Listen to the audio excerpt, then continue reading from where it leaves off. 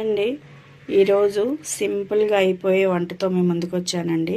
ఈరోజు నేను చేసే వంట ఏంటంటే తోటకూర పులుసు. సింపుల్గా చాలా బాగుంటుందండి, చాలా రుచిగా ఉంటుంది. అది ఎలా తయారు చేయాలో చేసి చూపిస్తాను, చూడండి. ఈ తోటకూర పులుసు కావాల్సినవి అండి: టమాటా, పచ్చిమిరపకాయలు, ఒక ఉల్లిపాయ కొంచెం పెద్దది తీసుకున్న, 2 టమాటాలు. కడమాయి నేను వండేటప్పుడు చూపిస్తానండి ఏమేమి వేస్తానో దాంట్లో, చూడండి. తోటకూర తీసుకున్నానండి. ముందుగా శుభ్రం కడిగేసి పెట్టుకున్నాను. దీంట్లో ఇసుక అది ఏమీ లేకుండా నీట్గా కడుక్కొని పక్కన పెట్టేశాను. తర్వాత ఇది పక్కన పెట్టేసి కుక్కర్ తీసుకున్నాను కదండి. ఈ కుక్కర్లో మనం కడిగి పెట్టుకున్న తోటకూర కుక్కర్లో పెట్టేద్దాం. సింపుల్గా అయిపోయిద్దండి, పెద్ద టైం పట్టదు, సింపుల్గా అవుతుంది, టేస్ట్ కూడా బాగుంటుంది. మన ఒంటికి సలవ కూడా, వేడి చేసినప్పుడు ఇట్లా తోటకూర పులుసు పెట్టుకుంటే మన ఒంటికి బాగా సలవ చేసిద్ది. మీకు తెలిసిందే, తోటకూర తింటే చాలా మంచిది. తోటకూర అంతా ఇలా పెట్టేసుకుందాం కుక్కర్లో.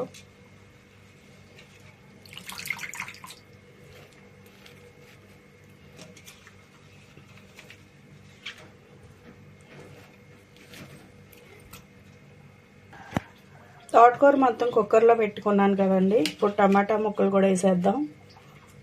టమాటా, కొన్ని ఉల్లిపాయ ముక్కలు,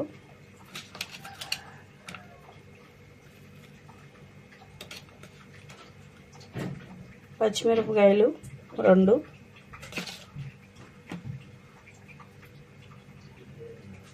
పసుపు,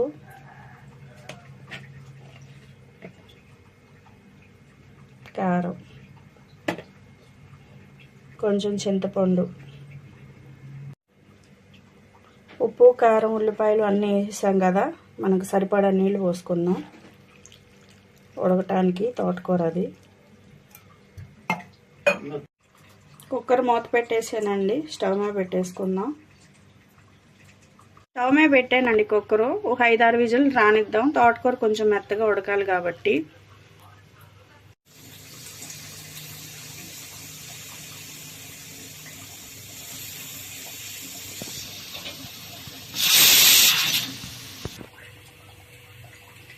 తోటకూర ఉడికిపోయిందండి. 4-5 విజిల్స్ వచ్చినాయి. నేను కట్టేసాను. లోపల చల్లారేలోపు మనం తాలింపు పెట్టేసుకుందాం. ఆయిల్ కొంచెం ఎక్కువే పడుతుంది, బాగుంటుంది నూనె ఎక్కువ వేసుకుంటే తాలింపుకి.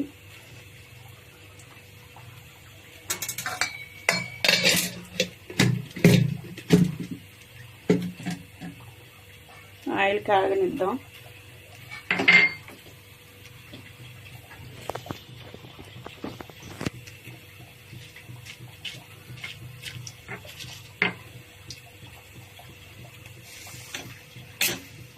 ఎక్కువ తోటకూర ఎగురు పెట్టుకుంటూ ఉంటారండి. ఎక్కువ ఎగురు పెట్టుకుంటూ ఉంటారు కదా తోటకూరని. ఇలా పులుసు కూడా చేసి చూడండి, చాలా బాగుంటుంది. టమాటా వేసి దీనికి చపాతీతో అయినా బాగానే ఉంటుంది, రైస్తో కూడా బాగుంటుంది. ఇలా చేసి చూడండి. మా చిన్నతనంలో అయితే మా ఇంట్లో ఎక్కువ తోటకూర పులుసు ఉండేది. ఎగురు అయితే చాలా తక్కువ, ఎక్కువ తోటకూర పులుసే వేసేవాళ్ళు, చాలా బాగుండేది. పులుసు కూరలు ఎక్కువ అండి మా ఇంట్లో, ఎక్కువ పులుసులు పెట్టేవాళ్ళు అన్నమాట. నూనె కాగింది కదండి, దినుసులు వేసేద్దాం. మొత్తం అన్నీ జీలకర్ర, పచ్చెనపప్పు, మినప్పప్పు, వెల్లుల్లిపాయ, ఎండుమిరపకాయలు మొత్తం అన్నీ వేసేసాను. కొంచెం వేగిన తర్వాత కరివేపాకు వేద్దాం.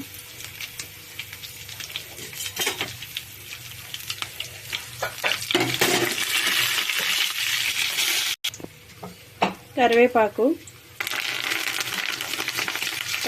అయితే తాజాగా దొరుకుద్దండి. నేను 2-3 వీడియోస్లో చూపించాను చెట్లు ఎక్కువగా దొరుకుద్దని. తాలింపు వేగిపోయింది కదండి. ఇలా ఉంచేసి మనం తోటకూరని మెదుపుకున్నాం. అయిపోయిందండి. కుక్కర్ తీసేసాను మూత. ఎదురుకొని వేడిగా ఉంది. కొంచెం ఇది మనం మెదుపుకుందాం.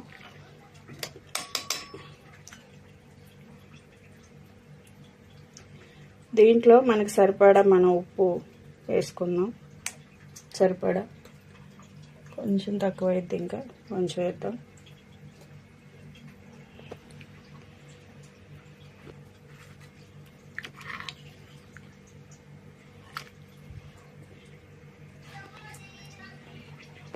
తోటకూర మెదిపేసానండి, చూసారు కదా. ఇప్పుడు తాలింపు చేసాం కదా మనం, ఇది తోటకూర పులుసుని దాంట్లో తాలింపులో వేసేద్దాం. ఇలా కొంచెం ఇలాగా ఉంటుంది పులుసు కదా, బాగుంటుంది రైస్కి.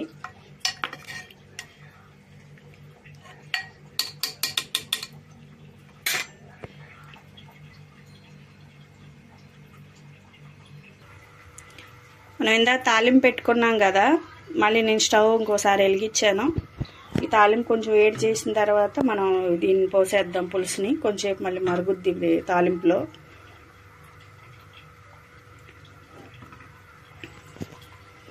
వీడియోస్ అండి చాలామంది చూస్తున్నారు, ఓపెన్ చేస్తున్నారు, కానీ దగ్గర 200 మంది 300 మంది చూస్తే మినిమం 50 లైక్స్ అన్న రావట్లేదు. వీడియో ఓపెన్ చేసి చూసినప్పుడు ఒక లైక్ చేయండి. మీరు లైక్ చేసి ఏదైనా కామెంట్ పెట్టినప్పుడు మీ వీడియోస్ కూడా మేము చూడటానికి అవకాశం ఉండిద్ది. మా వీడియోస్ చూస్తున్నారు వస్తున్నారు వీళ్ళు అని. ప్లీజ్ అండి, వీడియో చూసినప్పుడు ఒక లైక్ చేయండి.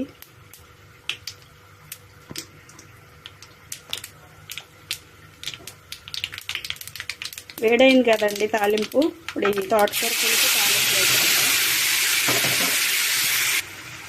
పొగలు వచ్చేస్తుంది. ఈ తాలింపులో వేసేసానండి నేను తోటకూర పులుసు. ఒక 5 నిమిషాలు ఇలా వదిలేద్దాం. కొంచెం మనకి వాటర్గా ఉన్నదంతా కొంచెం పీల్చుకొని పులుసు బాగుండిద్ది. చాలా బాగుంటుందండి, నోటికి పుల్లగా టేస్ట్గా ఉండిద్ది. తోటకూరని ఎప్పుడు ఇగురులాగా కాకుండా ఇలా ట్రై చేయండి.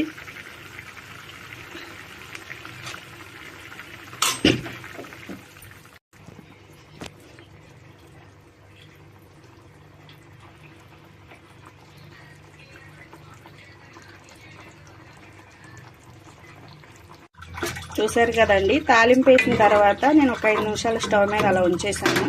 కొంచెం వాటర్ ఎనిగిపోయినాయి అన్నమాట. ఇప్పుడు ఇక అయిపోయింది, మనం గిన్నెలోకి తీసుకుందాం. తోటకూర పులుసు రెడీ అయిపోయిందండి. తయారీ విధానం చూసారు కదా, మీరు కూడా ఇలా తయారు చేసుకుని చూడండి, చాలా బాగుంటుంది. చూసారు కదండి, ఇది ఈరోజు మా వీడియో కానీ నచ్చినట్లయితే లైక్ చేయండి. మా ఛానల్ని ఫాలో అవ్వండి, ప్లీజ్ లైక్ చేయండి.